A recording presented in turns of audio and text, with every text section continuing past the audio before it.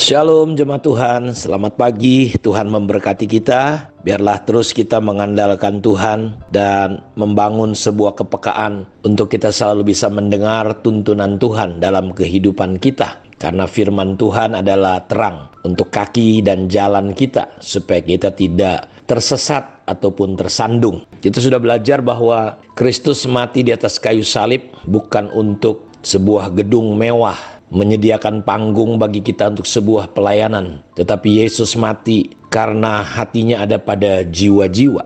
Karena itu ketika Yunus diperintahkan untuk menyampaikan firman Tuhan tentang malapetaka yang datang kepada orang-orang Niniwe karena dosa mereka sudah naik ke hadirat Tuhan. Kita tahu bahwa ketika banyak orang berkeluh kesah karena dosa sebuah kota, itu ketika genap, maka Tuhan harus menghukum kota itu. Karena Tuhan adalah Tuhan yang suci, Tuhan yang kudus. Ketika Sodom dan Gomora pada puncaknya sampai keluh kesah orang ke hadirat Tuhan, Tuhan mengutus malaikat mewakili Tuhan. Dan menarik sekali karena ketika malaikat itu datang disambut oleh Lot, orang-orang di kota itu tahu dan mereka hendak menganiaya, bahkan hendak memperkosa malaikat. Lot berkata bahwa ini ada anak gadisku, masih perawan, kalian boleh pakai. Tapi ini orang-orang udah dibutakan. Mereka tidak peduli bahwa itu adalah utusan Tuhan, itu adalah malaikat Tuhan. Kami hendak pakai. Saudara, akhirnya respon kota itu kita lihat, walaupun mereka tahu bahwa kota itu akan dihancurkan, mereka tidak berespon benar, mereka tidak bertobat, dan kita tahu ujungnya Sodom dan Gomora dihancurkan. Dan Alkitab mengatakan bahwa apa yang terjadi di hari-hari ini, terakhir ini, di akhir zaman ini, apa yang terjadi pada zaman Nuh dan Lut itu akan terjadi. Dan kita lihat hari ini dosa seksual, perzinahan, LGBT, kekerasan, perampasan, wah, menyedihkan sekali. Dan ketika situasi orang-orang di Niniwe terjadi seperti itu, Tuhan memerintahkan Yunus untuk menyampaikan penghukuman Allah. Dan yang menarik di pasal 4 itu, ketika di pasal 3 orang-orang di Niniwe ternyata merespon mereka dengan bertobat, berbalik dari jalan-jalan yang jahat. Karena Alkitab berkata bahwa umatku yang atasnya namaku disebut merendahkan diri, berdoa, mencari wajah Tuhan dan berbalik dari segala jalan yang jahat. Tuhan akan mendengar doanya dari sorga. Tuhan mengampuni dosa-dosanya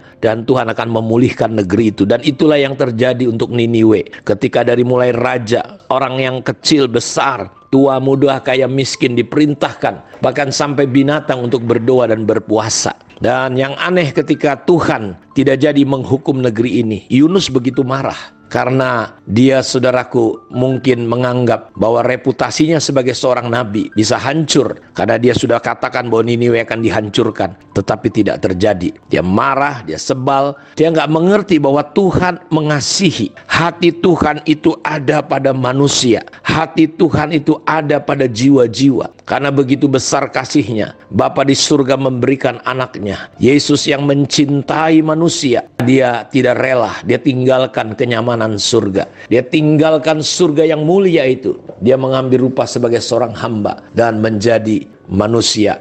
Mati di atas kayu salib. Demi apa? Demi tidak ada satu orang pun yang binasa. Karena itu hati Tuhan adalah hati kepada manusia, jiwa-jiwa. Karena itu dia mengutus Yunus supaya Yunus melayani mereka. Yunus memberitakan kabar baik. Karena itu hari ini kita ingin belajar tentang hati seorang hamba. Hati Tuhan adalah hati yang melayani. Dalam situasi kondisi di mana dosa, kata Alkitab bahwa salah satu dosa yang akan terjadi di akhir zaman adalah mementingkan diri sendiri. Ya, keadaan akan menjadi sulit dan sukar karena manusia mencintai diri sendiri. Manusia tidak peduli dengan orang lain. Di tengah-tengah situasi seperti ini, gereja Tuhan harus dan perlu dipenuhi dengan orang-orang yang memiliki hati hamba.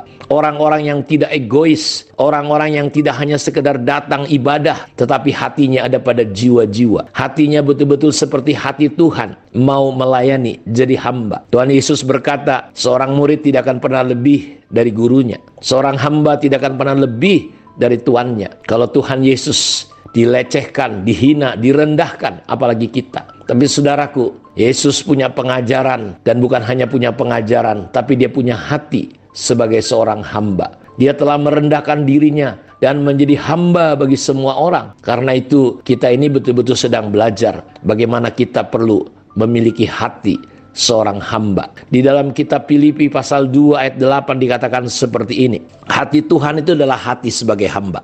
Dalam keadaannya sebagai manusia, ia merendahkan dirinya dengan taat sampai mati. Bahkan mati di atas kayu salib. Saya ulang sekali. Dalam keadaannya sebagai manusia, ia merendahkan dirinya dengan taat sampai mati, bahkan matinya di atas kayu salib. Tempat sebuah ketaatan yang tragis, karena salib adalah tempat orang-orang berdosa dihukum, penjahat-penjahat besar. Tapi Yesus karena karya Allah, karya Bapaknya, demi menggenapi rencana untuk keselamatan umat manusia, dia rela merendahkan dirinya, dia mengosongkan dirinya. Dan inilah hati Tuhan, hati Yesus, hatinya sebagai seorang hamba. Saya berdoa biar kiranya kita punya hati seorang hamba di tengah situasi kondisi orang egois. Karena itu kita mau belajar Injil Lukas pasal 17 ayat 7 sampai ayat yang ke-10 dikatakan, siapa di antara kamu yang mempunyai seorang hamba yang membajak atau menggembalakan ternak baginya, akan berkata kepada hamba itu setelah ia pulang dari ladang, mari segera makan.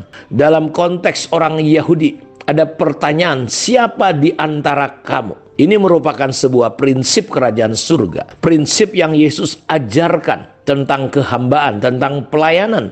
Budaya di surga. Dalam masalah pelayanan, kehambaan akan berkata, siapa di antara kamu yang akan berkata kepada hambanya setelah dia selesai bekerja? Apakah tuannya akan berkata, mari makan? Ada pertanyaan ini Bapak Ibu. Siapa di antara kamu yang punya seorang dulos, seorang budak, seorang hamba, dalam konteks Yahudi pada waktu itu, akan berkata, mari segera makan? Bukankah sebaliknya ia akan berkata kepada hamba itu, sediakanlah makananku? Jadi dia tidak akan menawarkan makanan, tapi dia akan berkata, siapkan makanan untuk aku. Ikatlah pinggangmu dan layani aku sampai selesai. Aku makan dan minum, dan sesudah itu engkau boleh makan dan minum. Adakah ia berterima kasih kepada hamba itu? Karena hamba itu telah melakukan apa yang ditugaskan kepadanya. Demikianlah juga kamu, kita. Apabila kamu telah melakukan segala sesuatu yang ditugaskan kepadamu, hendaklah kamu berkata, kami adalah hamba-hamba yang tidak berguna. Kami hanya melakukan apa yang harusnya kami lakukan. Ingat, kalau kita nggak punya prinsip hati hamba dalam rumah tangga, dalam gereja, dalam bisnis, kalau kita punya hati yang sombong, bukan hati hamba, kita akan melihat kekacauan demi kekacauan. Kita akan lihat kepahitan demi kepahitan. Yakobus 4 berkata, dari mana datangnya sengketa? Dari mana datangnya pertengkaran? Dari mana datangnya hal-hal yang negatif? Semuanya itu terjadi karena hawa nafsu. Sikap hati kita yang sama sekali tidak menunjukkan hati seorang hamba. Cuma namanya kita hamba, pelayan, tapi mentalitas hati kita ngebosi, ngebos. Kita sulit diatur, sulit diarahkan, sulit menerima nasihat, ya. Dan prinsip ini kalau kita nggak gunakan, kita akan mengalami banyak kekacauan. Kita akan melihat banyak masalah dalam rumah tangga, dalam bisnis. Kita akan mudah terluka, sakit hati. Kita akan mudah kepahitan. Kenapa? Karena hati kita bukanlah hati seorang hamba.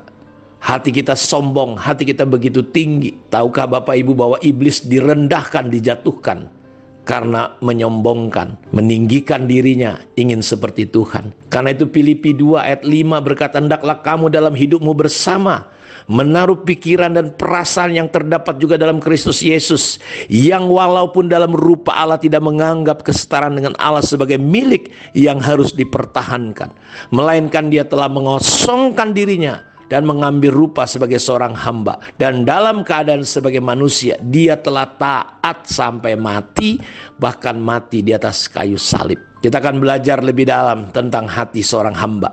Tetapi biarlah renungan pagi ini bisa menolong kita. Milikilah hati seorang hamba. Besok kita akan mendalami ayat-ayat ini lebih dalam lagi. Tuhan memberkati kita, mari kita berdoa. Bapa, terima kasih, diberkatilah anak-anak-Mu. Biar kami hari ini boleh mengosongkan diri kami, melepaskan hak kami. Kami belajar punya hati seorang hamba. Karena hati Yesus adalah hati hamba. Hatimu ada pada jiwa-jiwa.